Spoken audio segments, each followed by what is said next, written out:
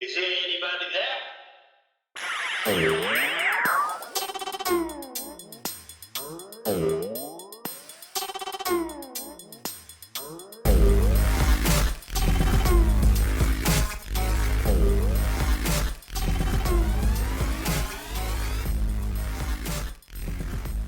All right. Well, I want to welcome you guys to yet another episode of the Dadhead Chronicles podcast.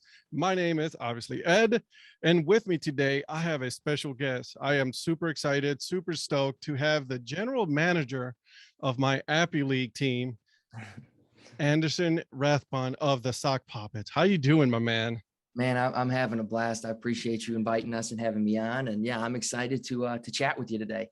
Awesome. So I've been doing this little search of teams to contact, and then you were the very first one, and then right away you said yes. So I'm very thankful for that. So thank you very much. Yeah, definitely. We're thankful for the support that you show us on the internet and on Twitter specifically, man. We really appreciate it. I don't know if you get enough love from everybody else, but it doesn't go unnoticed. We appreciate it, and we love what you do. Awesome. Hey, listen, I like it when you guys dropped the name and dropped the logo and all that. I thought it was the most hilarious, awesome logo there was, and I automatically said, "Yep, that's my team right there from the get-go." So that's right. So I want to get to know a little bit about you, the person, right? Anderson, the person, before, after and then we'll go into the whole team thing. I love the fact that you are from Northeast Ohio. Well, North Ohio, right? Because you're closer to, right? Sandusky, yeah. Yes, sir. That's right. And you are a man of my own heart here. You are a Browns fan. That's right. Yeah. So how did you go from Ohio to Clemson? Yeah. So long story short, because I mean we don't have that much time. Right. I wanted to play baseball in college, in all honesty, and that was like the main sport like I was in love with, all that stuff, and I was looking at a bunch of small D3 schools because I wasn't like that athletic. Mm-hmm. I barely probably would have even gotten playing time my junior and senior year at a D3 school kind of thing, Mm-hmm. But my dad actually used to travel to South Carolina a good bit back in the 90s and fell in love with the Clemson area. And Anderson, South Carolina was a spot there.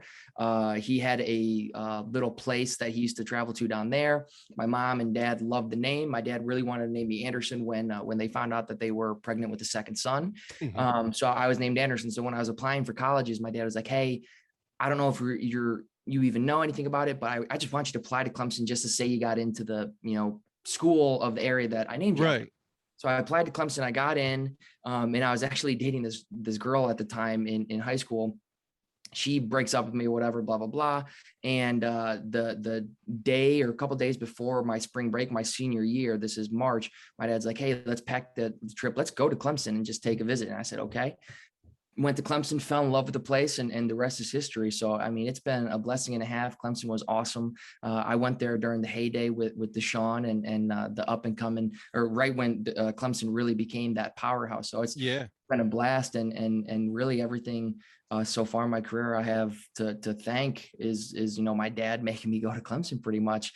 It was a great time, but also from a career standpoint, my freshman year, spring semester, I was giving a speech, in my public speaking class. Yeah. And it was like the introduction, like, "Hey, what do you want to do?" kind of thing. And I said, "Hey, I want to work in baseball, after graduation." And this kid pulls me over to the side after class and says, "Hey, my brother actually works for a team. He's a general manager for this team called the Burlington Royals. It's a small rookie level team. Would you want an internship?" I said, "Yeah." So I got an internship after my summer after my 2015 year for Ryan Kerr, who then became the president in Daytona, brought me down to Daytona after I graduated college, and then acquired the Burlington Royals and named me general manager of March of last year. So it's just been this weird full circle kind of thing. And I just feel very lucky, very blessed. And yeah, it's been a fun ride so far. That's awesome. That's a cool story because, not a lot of people, get to have the opportunity to work in the minors or, go up in there. So you're a lucky man. That's awesome. Thank you. Let me ask you about this 2017 Battle of the Paddles Ping Pong Championship, my man. How did that come about? Tell me the story there. So it's not even as big as what I make it seem to be, but I put it in there for funsies for, if any of my friends ever saw that kind of thing, they'd be like, you're an idiot for putting that. What it was is I was in the student organization. I was in a business fraternity, Delta Sigma Pi at Clemson, and I was the athletics chair, for the organization. And I was really into ping pong, and I organized this huge tournament. I think we had like 100 participants or so, and in the spring, and I end up winning the tournament. But we put together this whole production. So like we had this, I was a part of the media club at Clemson. So I actually had my buddy, we made brackets, we filled out brackets, and we did like this huge March Madness kind of thing. That's amazing. With our organization friends and everything. And it was a great time. I think it might still be up on my YouTube. It's like 23 minutes long. It's just us like making up random crap about it. But we blew it out, had a lot of fun. But yeah, I'm very proud of the Battle of the Paddles championship. Nobody even knows what it is, but I don't even really try to elaborate. I just tell people, hey, yeah, it was Battle of the Paddle championship champion in 2017, and people are just like, wow, that's really cool. I was like, yeah, well, I mean, no big deal. I won that. No biggie. Yeah. Because it's funny. I was actually Googling it, Mm-hmm. doing a little bit of research. You won't find anything. Nope. You know where it took me? University of Notre Dame. Oh yeah, okay, that's fun. So hey, we'll take that too. Yeah, there you go. I was like, all right, but whatever. That was I was laughing when I saw that. So kudos to you. Congratulations. Thank you. So let me ask you, because this is the one question that I ask everybody. Growing up, how did you become a fan of the sport? Do you attribute that to your family, to your parents, becoming a fan? Yeah, my dad, my dad was a huge sports fan, huge Indians, Browns, Cavaliers fan, and we used to go to Jacobs Field all the time when I was younger, and we'd always try to get there early because my older brother and I, we loved watching the grounds crew, get the field ready and dress it all up and everything. And I was obsessed with Omar Vizquel, and which is kind of a shame right now, like to see what all's going on with Omar. But when I was younger, I played shortstop. I had red cleats to be like Omar. And every time I'd go to the haircutting place when I was a kid, I'd say, hey, I want to make my hair look like Omar. And he was bald, but he would just like shave my head. That's hey, awesome. So yeah, I love the game of baseball. Baseball is always my number one sport. And then in high school, I had a sports marketing class, and the teacher said, she said the quote, if you love what you do, you'll never work a day in your life. And anybody who knows me, I hate working. I'm not a workaholic, but I love sports, and it's true. I mean, it's been a really, really fun ride, and I really feel at home here in Burlington and Alamance County, and it's just been one heck of a time. Love it. Yeah, growing up, it's like, for me, it was Omar Vizquel, but my favorite player was Sandy Alomar. Growing up, yeah, and I'm glad that he's still with the team, in some capacity as a coach. Hopefully he'll become the manager eventually. But yeah, that was my player growing up. Oh yeah, just loved watching him play. Yeah. Big dude too. So I'm 6'2", and he was a catcher, so my knees were never the same when I played bit of time that I played. Yeah, you look like Jake Taylor from Major League, on the plane rides, always having to ice and stuff. Oh yeah, exactly. So 2019, right? You guys, they purchased the Burlington Royals, right? That was the 19, right? 20, very, very beginning of 20. Yeah, beginning 20. 2020. 2020 happens. You guys no longer the Royals. Yep. Become the sock puppets. That was a long period of time of just nothing but planning of, the choosing the names and all that. So that took, and from a previous podcast that I watched, you were at the beginning, you were all not going to, this is not happening. This is not sock puppets, is it? Yeah, no, that's correct. And I apologize. I got a brand new puppy, and it's okay to go for it. If you hear him, it's him. I swear. I have a 3-year-old daughter who might scream, so we're good. Okay, well, there.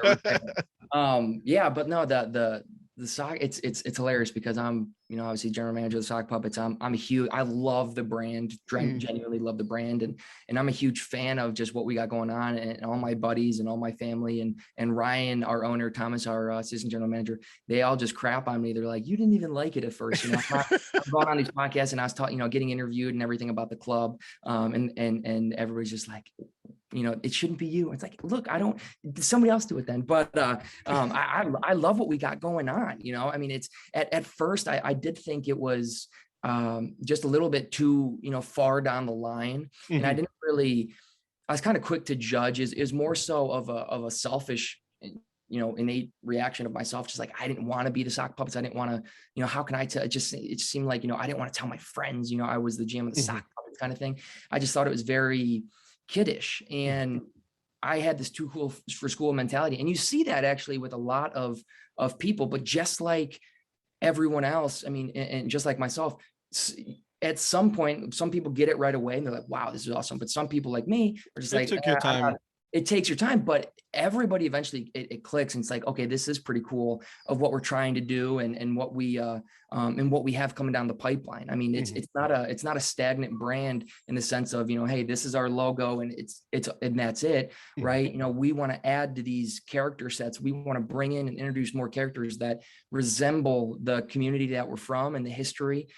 Because at the end of the day, sock puppets, it was based off of the textile history that was in Burlington and Alamance County. Right. So there's a lot of we had, I think, over 1,200 names submitted and ideas submitted. And there's so much history in this area that people just don't know about, or on the flip side, wanted to see honored.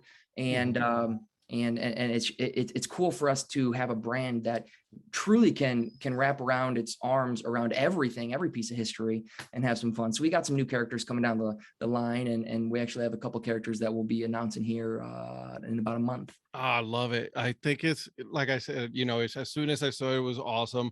Between you guys, the Otterbots, those are very cool names. Very, and I don't mean this in a way to insult, but it's like, it's very minor league, right? And that's the best way, because I think it's great. The colors are amazing, the whole idea behind it, and hopefully, you've gotten a lot of very positive feedback, because that's all from everybody I talk to. Everybody loves the brand, love it, no matter what. That's awesome. Yeah, I mean, I don't see everything. I try to see as much as I can. And when we first launched, it was hilarious. There's a huge dichotomy between how Facebook reacted and how Twitter reacted. And our Twitter is like 85% out of, like, not out of state, but out of market. Yeah. Man, he's just going crazy. He hears my voice. He got huge separation anxiety. I haven't been the best of, like, trying to separate myself. So when I'm not, it happens. I know. Yeah. I got a little Chihuahua, and it's the same thing. It's like, she follows me everywhere. Yeah. Oh yeah. But our Facebook's a lot more local, and our Facebook, they, just like every community, really doesn't adapt to quick change right away. Yeah. And it wasn't really well received right off the bat. But Twitter, oh my God, it blew up. I mean, you saw it blew up on Twitter, so much positivity on Twitter. But it is awesome now, sitting here in the end of September, looking at our comments now that are on our Facebook. Everybody's in love with the name. They can't wait for next season, everything. So we're just excited and looking forward to the future. Yeah, definitely. Next year hopefully I'll be making a trip. I was supposed to go down during the summer, but on the way down, my daughter got sick, and I'm like, oh no. So I couldn't make it, but next year, believe me, I will be there. We'll keep it to you. I know a guy that can get you tickets, so just let us know. Yeah, I'll reach out. We'll see what we can do. That's right.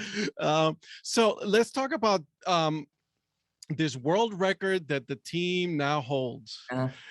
The world record for the most sock puppets in a venue. Yep, that's right. How that happened? Well, we knew, with a name like the sock puppets, right? I mean, I think a lot of teams are, I don't want to say doing it wrong, but like, if you go with this crazy name, you can't just have a crazy name and then not do crazy things, right? So, and that was our biggest thing, and that was my biggest worry when we were just like, all right, now we're all in, kind of things. Like, I didn't want to have this crazy outlandish name and just be another baseball experience. So on opening night, Thomas was actually the one, I believe, who had the idea of, and he looked up and he tried to contact Guinness and everything, but Guinness, they charge insane prices just to get a piece of paper saying that we did it. I was like, we're just going to do it anyways. He's like, we should do we should break the world record for sock puppets. I think it was like 678. And we're like, okay, we can smash that. We'll have 3,000 people at our ballpark. And we actually gave away 1,500 promotional socks that were made here locally from a local sock manufacturer, Wilson Brown Sock Company. Yeah. And yeah, they gave out sock puppets that said world record sock puppets. And at the middle of the first inning, everybody held them up, and it was a really cool photo op. Is really cool just to see people interacting with the brand in such a unique way. Coming from, 4 months prior to that, everybody's like, sock puppet is childish. Nobody's going to want to do that. And then on opening night, seeing a sold out crowd, literally, being involved with the sock puppet moniker is just really cool. It was really special. And just overall, really, really cool night. That's awesome. And I love that, in another part that you said in the other podcast was that players were reaching out to you guys to come and wanting to play for the sock puppet, which is, I think it's amazing, right? Just because of the fact that, not only fans, right? Because fans, we're going to buy the merch and all that, but players are going to be wearing the uniform. They're going to be representing. And I think that's absolutely great.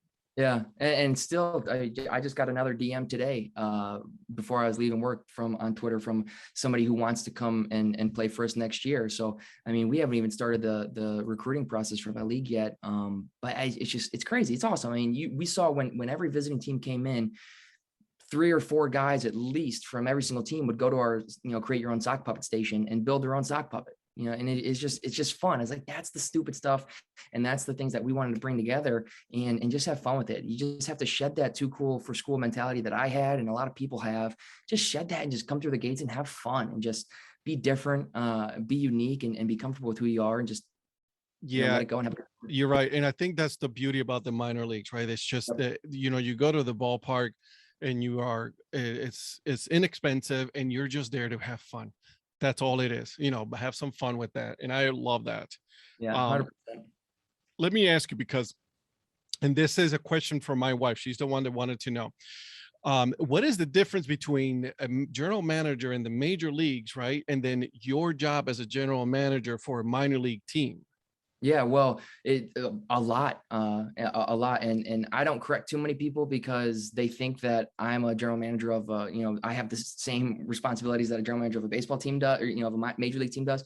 Right. So I don't correct many people, but really, I just run a business. I mean, we are a business at the end of the day. So I oversee our sales efforts, our marketing efforts. I oversee all of the, promotions that we do during the game, overall theme nights and everything of that nature. So I'm just a glorified, I'm not a CEO. I don't want to call myself a CEO or a president or whatever, but I just run a business. I don't make trades. I do interact with players and I'll talk with them and meet with them and pretty much just laying out expectations of who we are. This is our brand. This is what I want you to follow, setting up community appearance and such, but I'm not trading players. I'm not signing players or anything of that nature. And then because this year for you guys, these are all college students, right? So they already come to you guys, correct? Right. Do I got that right? They're already pre-selected and then they come to the field, correct? Yep. The way that it worked out this past year was Major League Baseball, who owns this league, partnered with USA Baseball, and USA Baseball recruited players and assigned them to teams. Mm-hmm. And yeah, they were the ones that controlled. USA Baseball is pretty much the ones that controlled the roster. Gotcha. So yeah, like you really had no control over that. That's like, and that's awesome. Yeah, because that's a huge difference. Yeah, huge, incredible difference that, I tell people that, especially like if I'm going on a date with a girl or something, they're like, oh, you're this big GM. It's like, I'll tell you exactly what I do. And then by the end of that, they're like, oh, okay. So it's not. So I'll see you later. I mean, I think it's cool, but I think it's an amazing job personally, and you're working in the minor leagues and, that's right. And this is what we've been discussing in a lot of my episodes is in the minor leagues is, a lot of people, you wear a lot of hats, I'm sure. Right. So in a normal game night, you could be up front selling tickets, then you go in and, sell concessions. Yeah. Right. And then if it's raining, pulling out the tarp. Yeah. I mean, we had Thomas, our assistant general manager, and myself, when, we tell our staff, always make sure you have a change of shoes and another pair of socks. In my office, I have 4 different pairs of shoes, 3 of which that Thready's been eating lately. But I have 4 different pairs of shoes because, I mean, if it's raining, if it's damp or whatever, putting that tarp on, it's a mess. And then when the tarp's on, the show's not paused, it's not over. We got to keep these fans engaged and we're still running around putting out, if there's any fires, helping out where it's needed. So I think Tom is specifically, he's more operational based. I'm more sales and customer relation based. Tom's is more operations based. He gets like 40, 50,000 steps a game. It's crazy. Like You should just put on his watch and you just go put an activity, open activity, and off he goes. Because I'm sure it's an 8-hour workout. I mean, that dude, he busts his butt. He's one of the best in the business.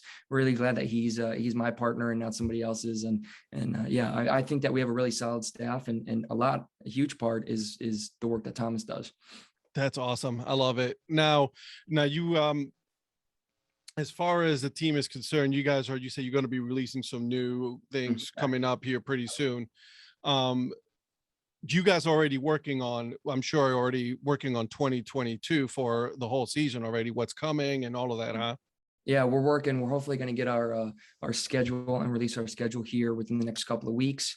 But yeah, I mean, we're still closing out the season this year, a little bit, just kind of having some loose ends. But yeah, we're already full steam ahead planning in 2022, getting some season, adding to our season membership, season ticket base, finding new unique partnerships that will enhance the fan experience and just get some energy back into the 2022 season. We have some huge announcements we're going to be making over the next couple of months regarding our 2022 season and some special events that we'll be hosting. But yeah, it's going to be a good time. The 2021 season was awesome. The inaugural year was amazing, but it's not even going to hold a candle to what 2022 is going to be. Gotcha. So let's talk about let me ask you about this friendly rivalry that you have going on with your counterpart over in Danville. Yeah. Well, I wouldn't even really call it a rivalry because, for rivals, there has to be this back and forth, and it's just us and then there's them kind of thing. Hey, I'm with you there. It's like Michigan, Ohio State. Michigan hasn't beaten Ohio State in the last, 15 years. It's like that. I mean, they can beat us on the field and they can gloat about that.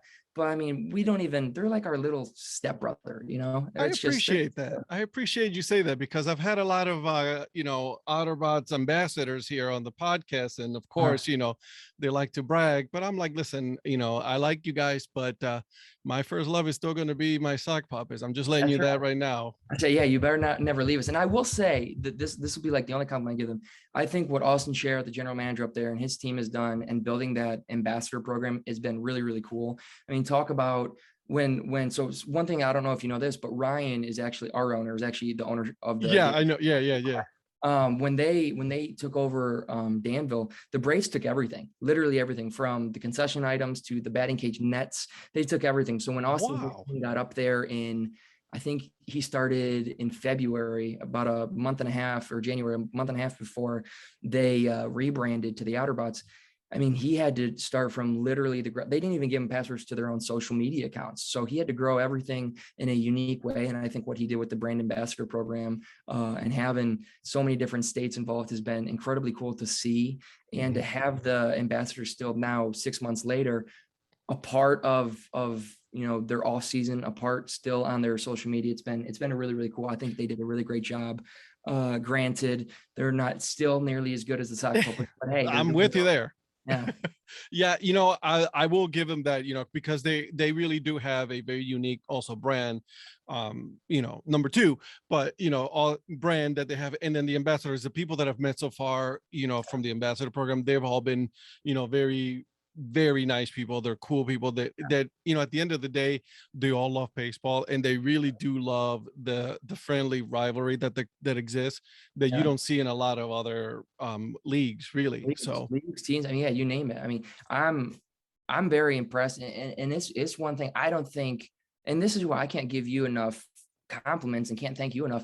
I mean, I don't think people understand, specifically to a minor league team, or I guess like we're not even technically a minor league team, but a small market team like us. I mean, people like you and people like the ambassadors who take time out of their day and post on social media supporting outwardly certain clubs, and for you, a lot of different clubs.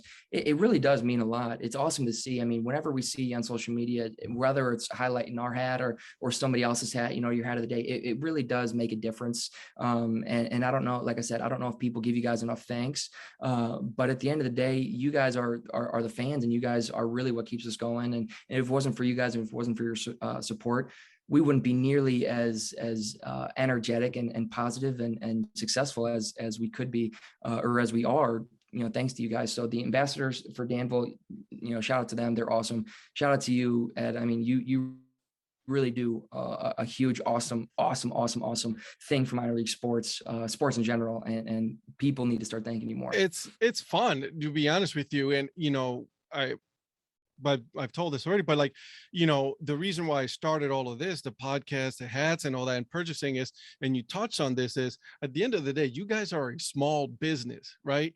And that this was my way of supporting small businesses. And as soon as you guys dropped the dad hat, I was like, I bought it right away. There was no stopping me. I told my wife, I'm like, I love you. Sorry, I'm doing this.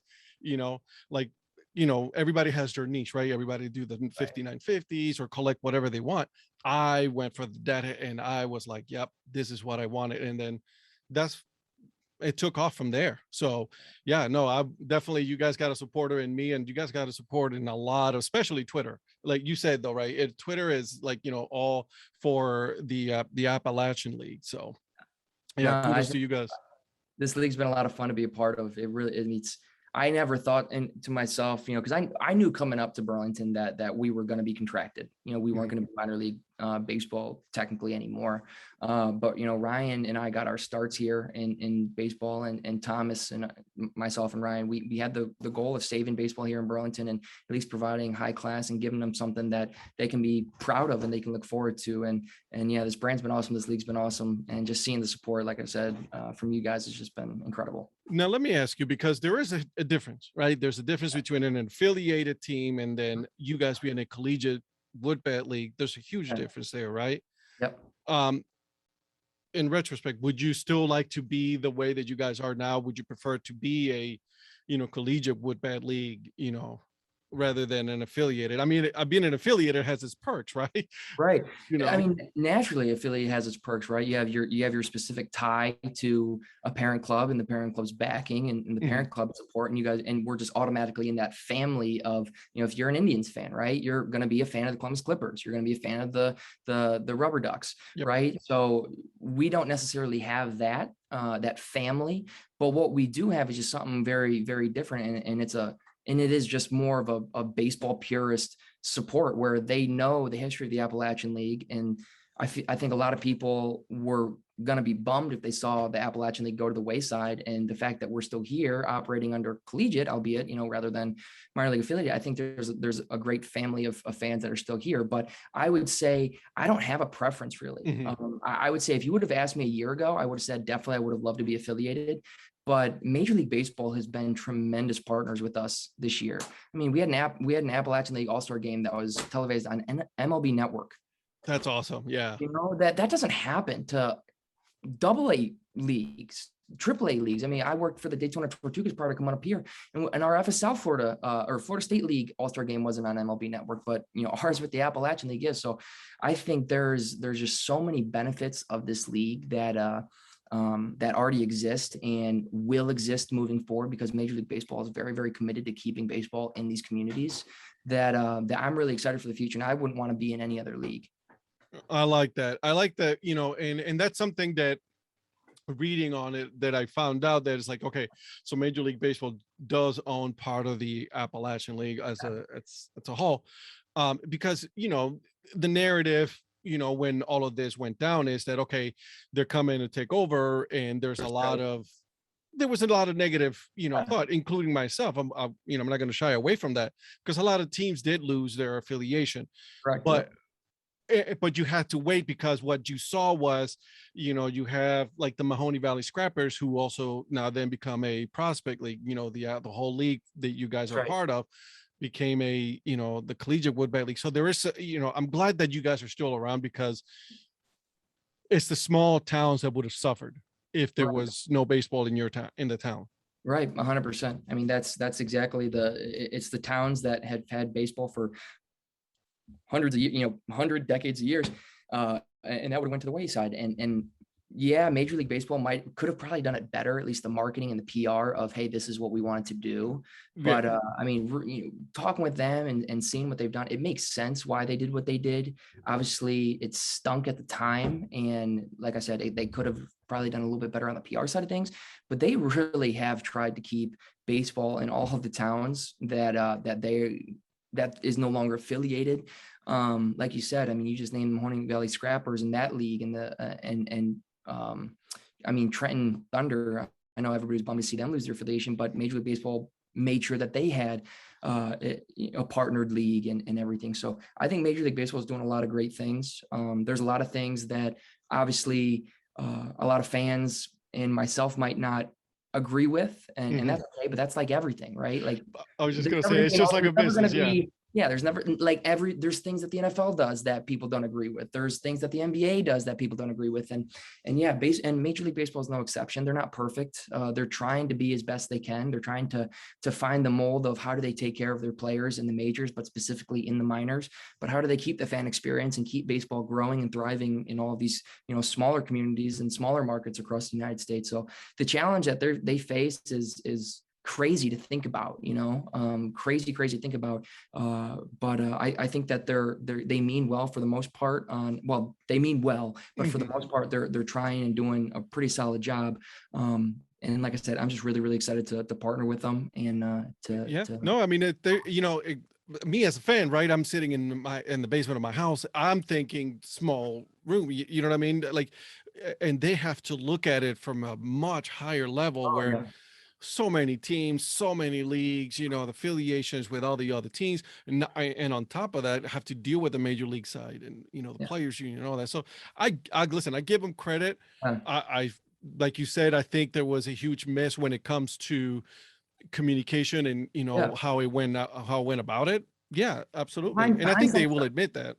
Yeah, and hindsight's always 20/20, right? Right. I mean, exactly. You can look back and judge a situation, say, oh, this is what I would have done. This is what would have made it better. But in reality, we don't know if it would have made it better. We don't know what it was like in their footsteps, when they were going through the negotiations in Major League Baseball. So I give them credit for stepping in and specifically saving us, because we truly did have a very, very successful season from a fan engagement standpoint.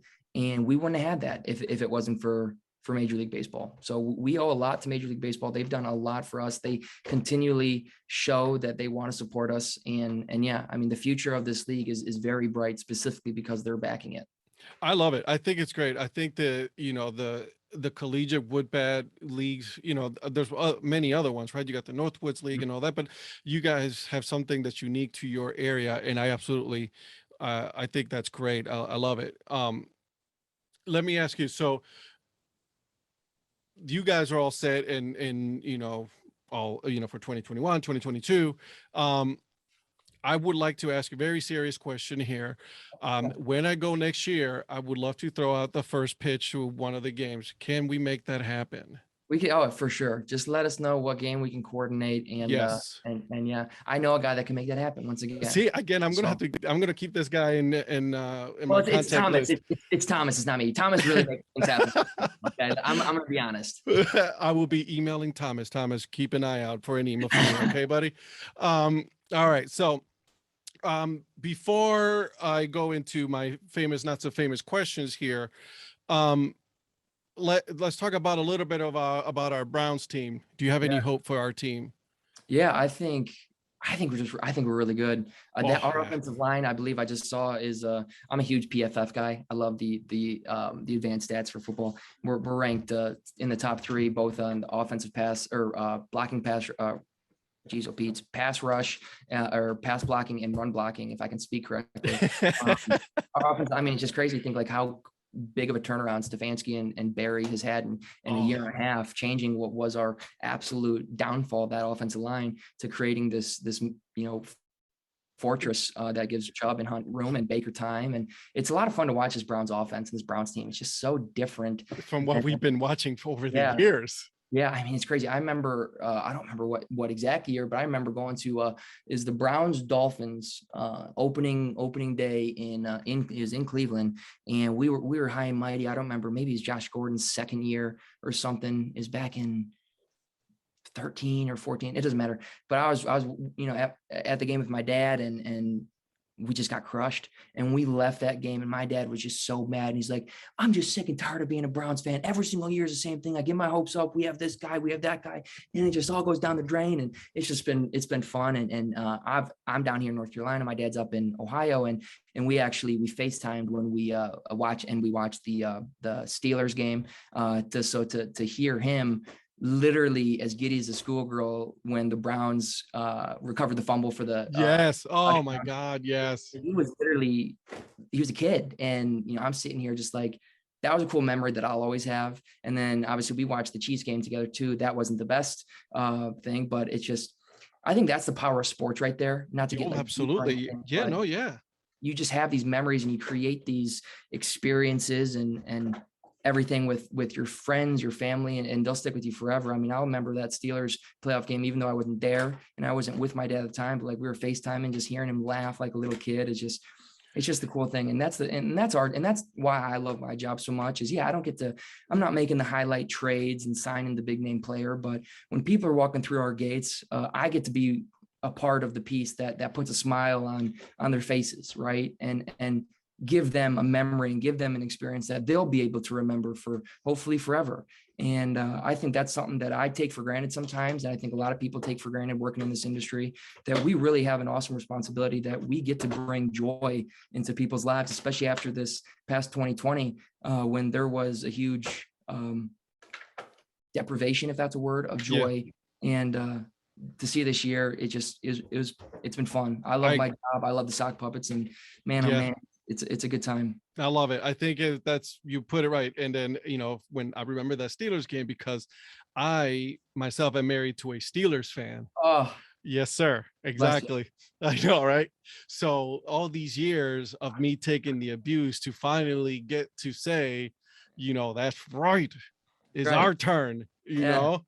But that's how, I mean, but even with rivals, right? Like even with that rival, like that's such a fun. It is. And that's what it is. Between you and your wife, right? On Sundays, even when the Browns aren't playing the Steelers, but especially when we are, it's just that fun rivalry that only sports can create. Only sports can create. Completely agree with you. I think it's like, we both sit down, we both watch, and we love football, but our sport is baseball first. And it's just like, it's that one, sports is the one thing that really brings fans together, whether you hate, the other team or not dislike the other team.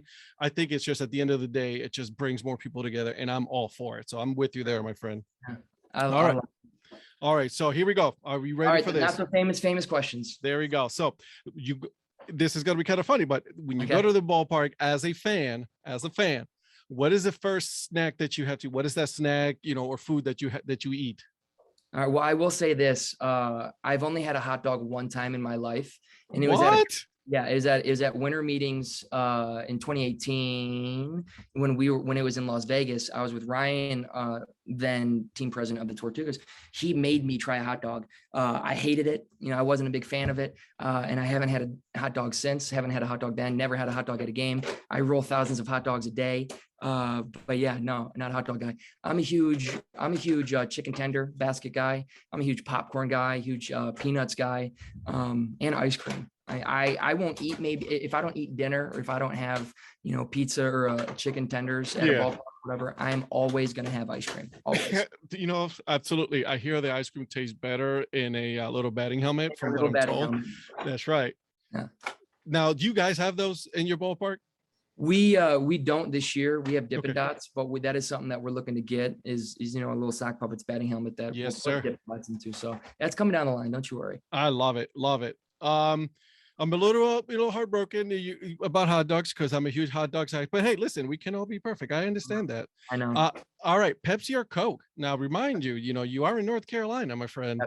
Pepsi. I don't care what anybody says. Pepsi is baseball. Yes, Pepsi it is. Baseball. It's in the majority. I think it's in all ballparks except Atlanta, maybe. Because obviously, yeah. Coke is good at McDonald's. I'll give them that. But Pepsi is meant for baseball. Right. I said that all the time, that Coke from McDonald's, I don't know what it is. I don't know what they do, some magic, but it is delicious there. I'll give him that. Okay. Who was your, growing up, who was your celebrity crush? Celebrity crush. Yeah. I mean, Omar, when I was a young kid, was definitely my idol. from a baseball standpoint. And then it became Michael Brantley when I was in high school. Michael Brantley was my favorite player. Asdrubal Cabrera before that. But overall celebrity crush, or I guess like you said, crush, not idol. Celebrity crush growing up. It's Alexandra Daddario now.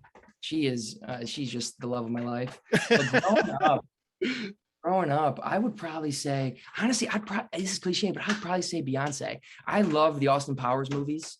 Okay. Oh, yeah, that's right. Her and Goldmember was just like, my dad showed me that when I was like 7 or 8 years old, whenever it came out. I don't remember. Maybe I was 10.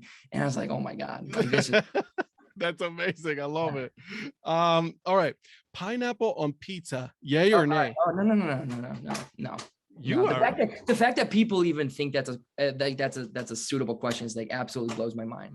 You know what? You're absolutely right. I completely agree with you there. Okay, so rain or snow?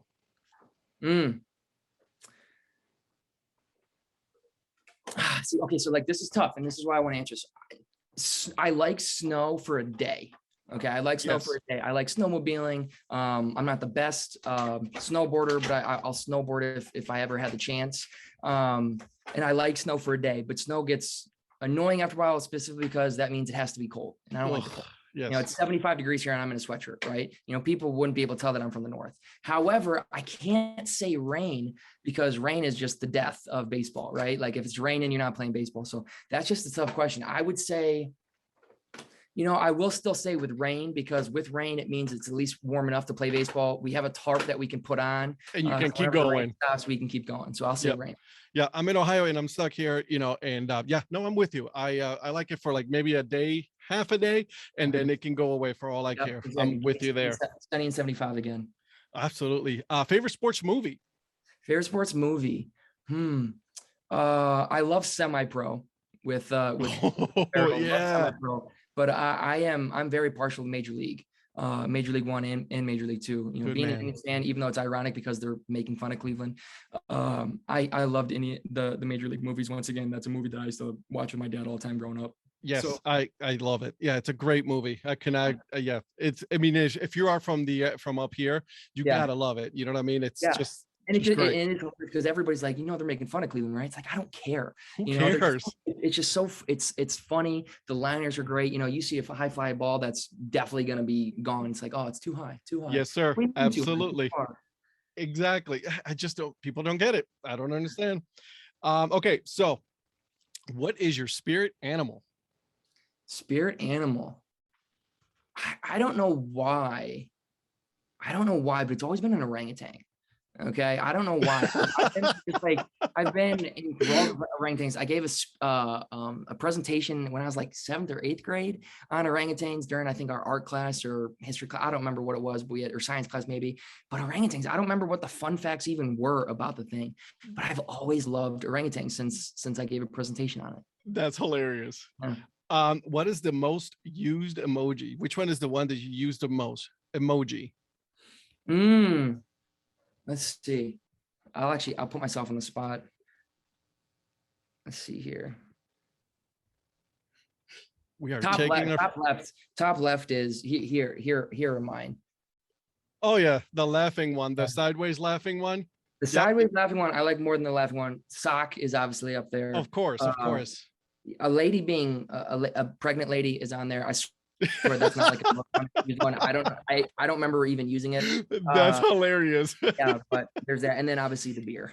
Love it. I mean, obviously, you got that. All right. Last but not least, do you think that aliens exist? Oh, 100%. I think it's ignorant to think otherwise. I mean, in a galaxy, in a universe that's as large as ours, that we have no idea what it is. I think aliens exist, and I think they're among us. You are correct, my man. Thank you so much. Got you. This has been so much fun. I really do appreciate you coming on. I've had a lot of fun. I greatly appreciate it. Good luck to you and the team. I'll definitely be watching and rooting for you guys for sure, you know, because definitely you guys are my favorite team. Getting the dog, that's hilarious. I already wanted to say goodbye. So absolutely. Look at that cute dog. Love it. All right. Thank you, Ed. All right, my friend. Thank you. See you. Take care. So how cool was that interview, huh? Not only did I get Anderson on, but I also got Thready, right? His puppy. How cool was that? Make sure you guys are following the Sock Puppets on social media, Twitter, Instagram, and Facebook. They're going to be releasing some cool stuff pretty soon. So I know I'm going to be looking forward to that as well. Before I go, a couple of things. Make sure you hit the subscribe button here on this YouTube channel so that way you guys are always aware of what's going on when I drop a new video. But if you're only looking for the audio, I'm on Apple Podcasts, I'm on Spotify, I'm on Google. So make sure that you hit the subscribe. And then why don't you go ahead and give it 5 stars so that way we go up on the rankings, okay? Until then, keep on grinding and support the minor leagues.